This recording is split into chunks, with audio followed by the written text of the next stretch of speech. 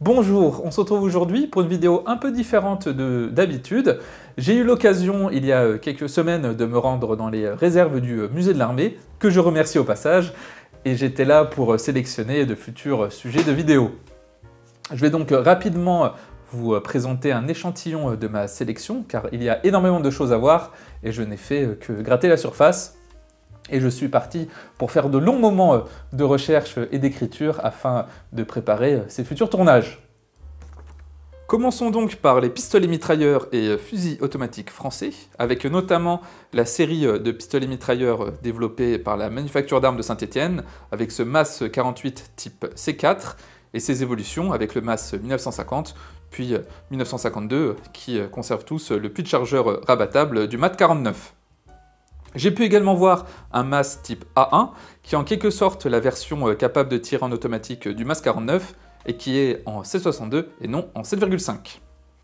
On a aussi un FAMAS type 62, qui je pense n'échappera pas à une vidéo, ainsi que de différents prototypes de fusils d'assaut à des stades bien différents, comme ce proto en 5,56 qui vient de la MAS ou de la MAT, ou encore ce prototype de fusil d'assaut conçu par le CAEM, le Centre d'études et d'armement de Mulhouse, et qui ressemble à une chimère avec l'arrière qui ressemble à un Chauchat, le boîtier de culasse d'un STG, mais avec des organes de visée déportés sur la gauche, et on a un bipied intégré qui fait un peu penser à celui d'un FG42. Là encore, plein de mystères sur son développement, mais j'espère pouvoir trouver de la doc sur cette arme. On a aussi un bullpup, avec ce MAS type 54B. Il y a aussi quelques prototypes un peu étranges, avec ce fusil d'assaut à 3 canons conçu par la MAS dans le cadre de recherche sur les armes à grande cadence de tir, ou encore le prototype de fusil d'assaut à munitions sans douille avec le MSD, ou divers prototypes de l'ADR, arme de défense rapprochée, conçu par le JIAT avec sans doute la participation de FNR Stahl.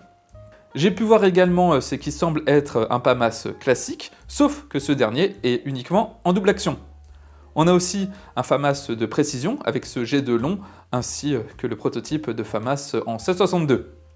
Dernière bizarrerie, si je puis dire, ce FAMAS qui a dû être utilisé dans le cadre d'un simulateur de tir et qui a ce que je pense être un projecteur infrarouge à l'avant afin de simuler le tir et qui s'interface grâce à un câble de Super Nintendo.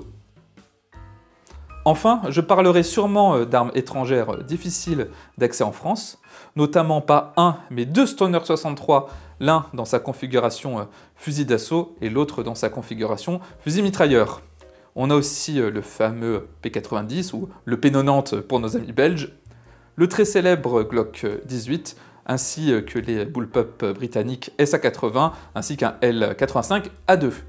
Je vais m'arrêter là car je pourrais continuer encore longtemps. Toutes ces armes ne seront pas forcément l'objet de vidéos, car pour certaines, notamment les prototypes, il n'y a pas de documentation.